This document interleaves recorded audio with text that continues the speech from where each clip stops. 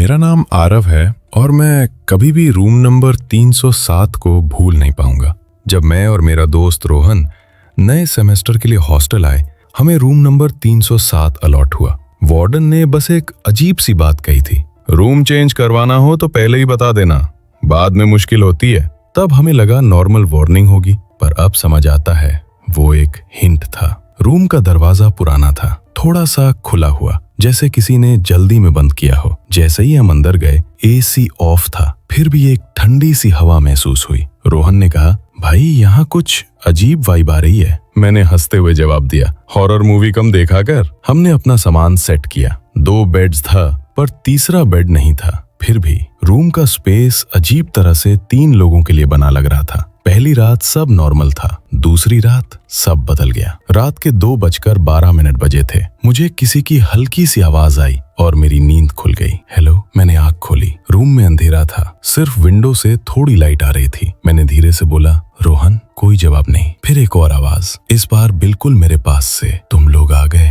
मेरा दिल तेज धड़कने लगा। मैंने तुरंत उठकर लाइट ऑन की। रूम बिल्कुल खाली था। रोहन अपने बेड पर सो रहा था। मैंने उसे हिलाया, भाई उठ। उसने नींद में कहा, क्या है यार, तू अभी कुछ बोला? पागल है क्या, सो रहा था। मैं चुप हो गया, पर उस रात दोबारा नींद नहीं आई। अगली रात रोहन की नींद खुली। भाई तूने सुना क्या, कोई चल रहा है? हम दोनों ने क्लियरली सुना, फुटस्टेप्स, स्लो, एक कॉर्नर से दूसरे कॉर्नर तक रूम के अंदर, पर वहां हम दोनों के अलावा कोई नहीं था। फुटस्टेप्स रुक गए, फिर एक हल्की सी सांस लेने की आवाज, जैसे कोई हमारे बीच खड़ा हो। रोहन ने डर के मारे बोला, कौन है? फिर एक विस्पर, मैं यही हूँ। इन्वेस्टिगेशन के लिए अगली सुबह हम दोनों सीधा वार्डन के पास गए। सर, रूम नंबर 307 में कुछ अजीब हो रहा है। वार्डन कुछ सेकंड्स के लिए चुप रहा, फिर धीरे से बोला, तुम लोगों को वहां शिफ्ट नहीं करना चाहिए था। हम दोनों एक दूसरे को देखने लगे। वहां पहले एक लड़का रहता था जिसका नाम कुणाल था। मैंने पूछा, उसके साथ क्या हुआ? वार्डन ने बताया, एक रात उसकी डेड बॉडी रूम के अंदर मिली।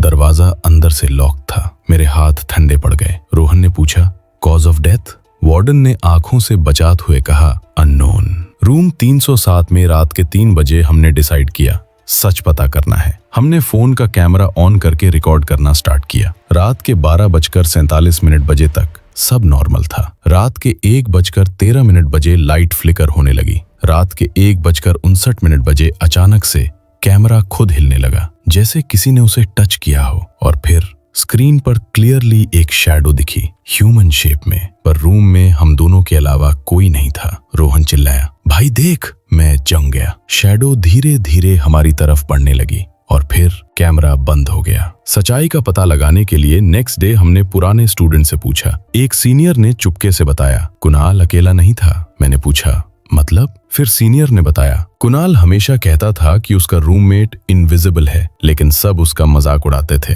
फिर एक दिन उसने लिखा, अब मैं अकेला नहीं रहूंगा, और उसी रात वो मर गया। फाइनल रात को हमने डिसाइड किया, आज लास्ट नाइट है, या तो सच सामने आएगा या हम यहाँ से चले जाएंगे।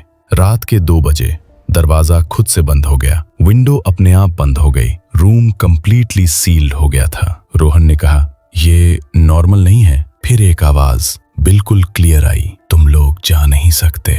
मैंने डर के बावजूद पूछा, तुम कुणाल हो? फिर एक हंसी सुनाई दी। उस शैडो ने कहा, नहीं, मैं वो हूँ जिसके साथ कुणाल रहता था। मेरा खून जम गया। भूत ने कहा, तुम लोग भी रुक जाओ, हमेशा के लिए।